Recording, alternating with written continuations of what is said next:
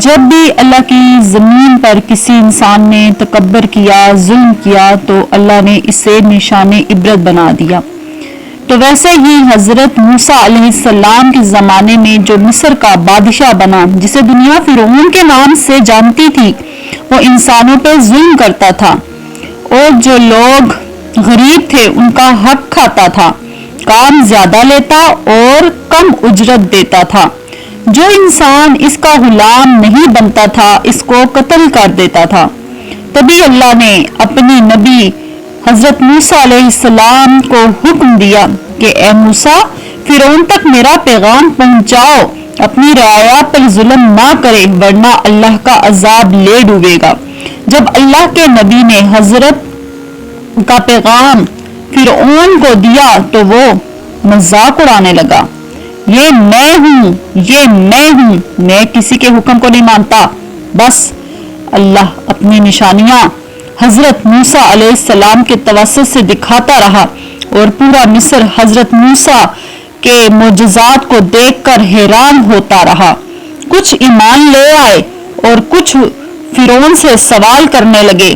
بالآخر حضرت موسیٰ علیہ السلام کے معجزات دیکھ کر اس جگہ آن پہنچا، بلکہ وہ تمام بنی اسرائیل اور موسیٰ کو قتل کر دے گا۔ اللہ نے اپنے نبی موسیٰ علیہ السلام تک پیغام پہنچایا کہ راتوں رات اس شہر سے نکل جاؤ۔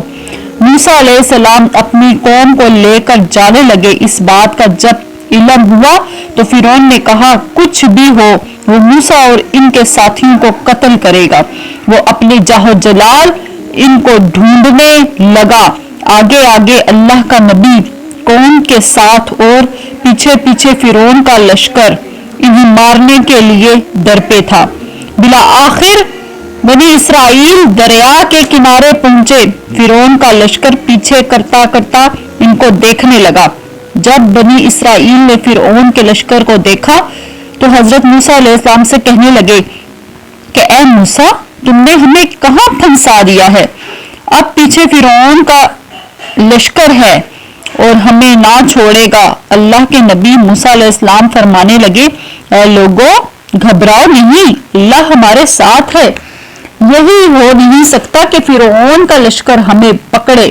سب کہنے لگے اے موسیٰ، اب ہم جائیں گے کیسے؟ اتنی دیر میں غیبی آواز آئی کہ اے موسیٰ، اپنا عصا اس دریا میں دے مارو۔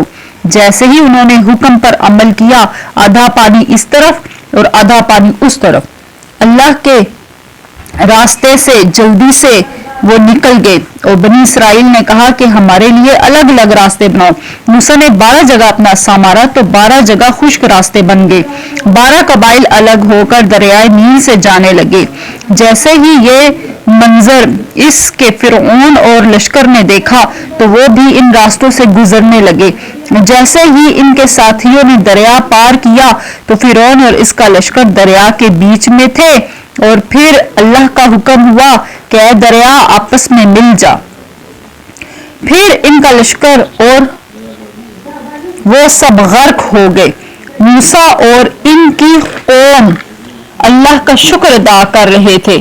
فرعون چیخ کر کہنے لگا کہ میں اللہ پر ایمان لایا۔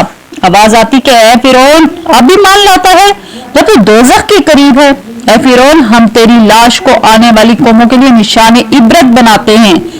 ہر انسان جان لے کہ زمین پہ تکبر انسان کو راس نہیں آتا۔ آج بھی فرعون کی لاش نشان عبرت ہے، اگر کوئی سمجھے تو۔ معزز خواتین و حضرات، اگر میری ویڈیو آپ کو اچھی لگی ہو تو please like, subscribe and share لازمی کر دیجیے گا، اور دعاؤں میں یاد رکھیے گا۔ اوکے جی، اللہ حافظ۔